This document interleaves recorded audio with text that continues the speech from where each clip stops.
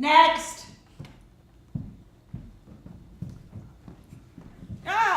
Mr. Moore. I'm Dr. Fields. What seems to be the problem? Oh, you Dr. Fields? That's right. Oh, I didn't realize. Oh, you didn't realize that I would be a woman. A common reaction, unfortunately. No one expects a woman to gravitate to the field of proctology. Oh. It is considered a male domain, and yet we think it quite natural for a woman to become a gynecologist. Well, as they say in baseball, it's a game of inches. Please, take a chair. I don't think I can sit right now. Oh, don't worry. It's a special pneumatic seat. It cushions even the meanest of hemorrhoids in a cloud of velvet. I don't have hemorrhoids. Mr. Moore, everyone has hemorrhoids. Some are sleeping, some are waiting, some are active like volcanoes. Perhaps so. But that is not the cause of my immediate distress. Well, you see, this is rather embarrassing. Oh, there's no need for modesty here. We're talking about a simple body orifice, as natural and as necessary as an ear or a nostril, as elemental as earth, wind, and fire. Now, we're both adults, are we not? There's no reason why we can't confront this issue head-on, maturely, and objectively. Well, I guess you're right. But here goes. I have a foreign object lodged in my rectal cavity. You got something stuck up your ass. Excuse me if I strike an air of slangy informality. I just find that it helps to ease the tension. Now, I don't want to know how this object got where it got, because your personal life is your own and you are welcome to it. Just tell me this. Is it alive? No.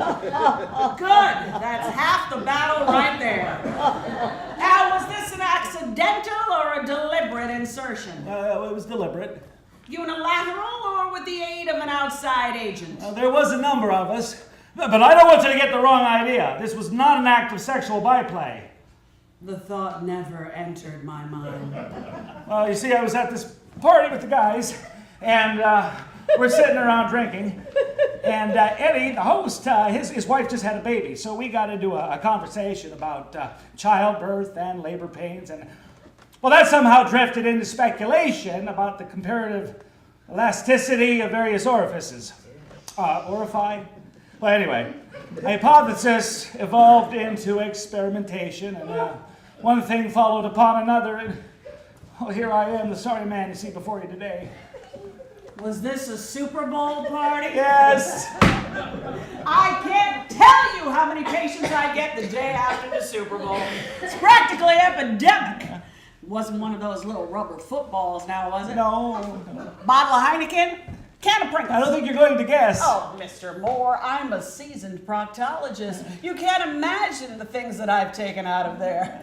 Ooh, it wasn't a pine cone now, was it? Because believe me, that is the worst case scenario. Well, no, it's a hand grenade. A hand grenade? Yeah, I'm afraid so. Well, now, that is impressive. Well, Eddie. You're right. I never would have guessed. Eddie's a former Marine, so he's got a wide assortment of war souvenirs.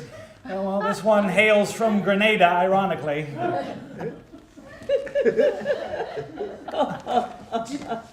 Just let me get this down. Oh. Grenada! Oh, this is very good, Mr. Moore. Perhaps unprecedented. This will make a most distinguished addition to the growing treasury of proctology lore. You should be very proud. Well, I'm a little ambivalent about the whole thing. You see, apparently it's a live grenade capable of damnation. You have a live grenade embedded in your rectum? Well, that ups the ante considerably now, doesn't it? Well, that's why I insisted on seeing you here before lunch. There is a sense of urgency here that I cannot overemphasize. Oh, my goodness, to be sure. I am intrigued. Whatever possessed you to shove a loaded hand grenade up there? Well, I guess you could blame it on peer pressure. The other guys were showing off their respective capacities, and well, I felt the need to hold up my end. Plus, I must admit, I have a fierce competitive streak. Now, if Andy Landis can manage a chia pet, oh well, it is a cold day in hell when he will get the better of me. Are you in any pain? Well, I'm hardly comfortable, but my pressing concern is the pin. It is in a delicate position. I mean, so delicate as to preclude any attempt at exercise or basic hygiene. One false move, a sudden sneeze, and an errant move. You're saying your butt could blow at any moment. I'm on the verge of implosion, yes. You're sitting on a powder keg. This little experiment could really backfire on you, huh? Dr. Fields, I must say I find your breeziness somewhat inappropriate. I have an unstable hand grenade embedded in my rectum. I am under considerable stress. Mr. Moore, laughter is the best medicine. Let me tell you a quick little story here. We had a patient in here once with serious blockage issues. He was what we in the biz call morbidly constipated. Seems this fellow had this nervous habit of eating twine, and all that loose fiber had collected and solidified in his colonic wall. He was literally bound up. Well, we tried everything. Vaseline, scissors, a small chisel, nothing worked. That little bugger wasn't gonna budge. So finally, we took a break, and just to ease the tension, we started telling a few jokes. There was this one about the priest and the duck. Oh my God. Or was it a quail? Anyway, well, we had this fellow laughing to beat the band. He was pounding on the desk, doubled over. Finally, he took one good heavy snort. Let me tell you, that thing shot out of him like a bazooka. It put a dent in the wall right over there. You can still see it. Where'd he get all the twine? I don't know, Home Depot? I mean, that's not important here. The point I'm trying to make is, so what, you got a hand grenade in your ass? It's not the end of the world. Well, I'm sorry, I'm just feeling a bit overmatched. Have you spoken with a military consultant? I stopped by the Army Recruiting Center. They won't even look at it. Considered my recreational use of military arsenal to be subversive and disrespectful. The local police informed me that I could be brought up on charges for carrying a concealed weapon. No, I really at my wit's end here, Dr. Fields. Only you can help me. And I will do my very, very best. Of course, these are unusual circumstances, so I can't promise you anything. But on the other hand, I have not lost a patient yet. So, let's go to the examination table and take a look, shall we? Now, you just loosen your pants for me there. All righty. Now, I'd like you to please bend over, open wide, and say, ah. I'm just kidding.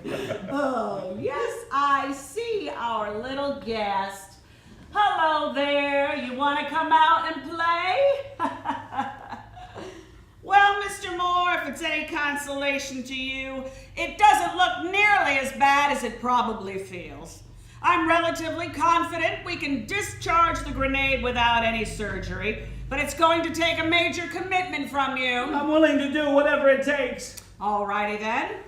I'd like you to hold my hand, squeeze very tightly, and take short, quick breaths like this. And now push. And short breaths. Now push. Short breaths. And push. Whew. I think it moved. Don't you move. Just rest a moment. Let me get the forceps. Please be careful. Okay. Alrighty now. If I can just hook on to this. Hey, what was that? Oh my God! The pin! Jesus God, he's gonna blow! I think it was just your earring. Oh. How silly of me, that clip is always coming loose. Now, where did I put those forceps? I believe they're still in there.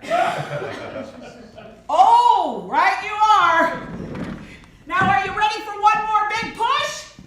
All righty now. Push! Yes, I see it! It's coming! It's coming!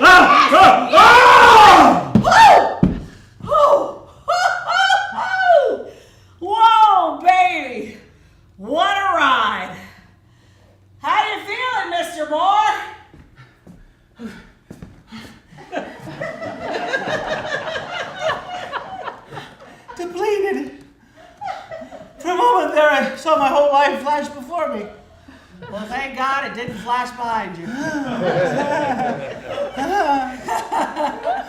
Yes, we can laugh now, but if I were you, I would take a stool softener for the next few days and avoid any Mexican food. I want you to know that I appreciate all you've done for me. You really went the extra yard. Oh, I'm just glad it all ended happily. Does it have to end? Pardon? Dr. Fields, back there, I felt something deeper with you than I have felt with any other woman I've known. Mr. Moore, please. You can't pretend it didn't happen. We shared something special.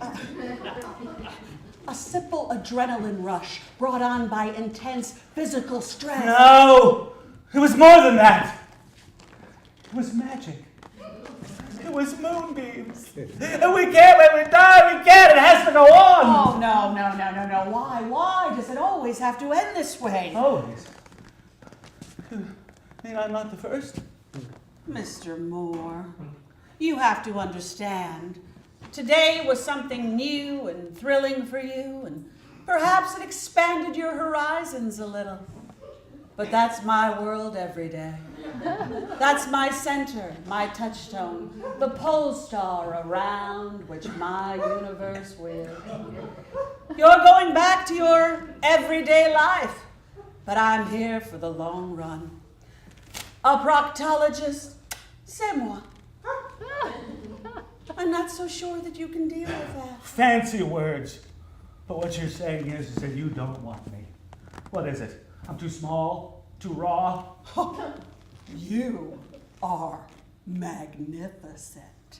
You remind me of why I entered this challenging field in the first place. But we're not meant to be, that's all. Simply apples and oranges. When I walked in here today, I was desperate. But you gave me hope. You gave me a reason to carry on, and now you yank it away. God, I feel so empty. If I could run out of here, I would.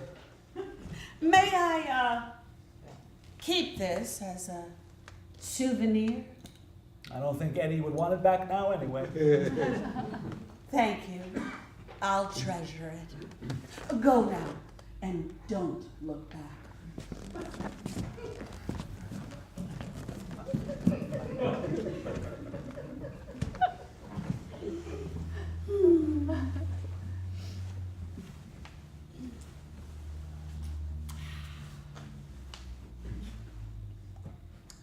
Next.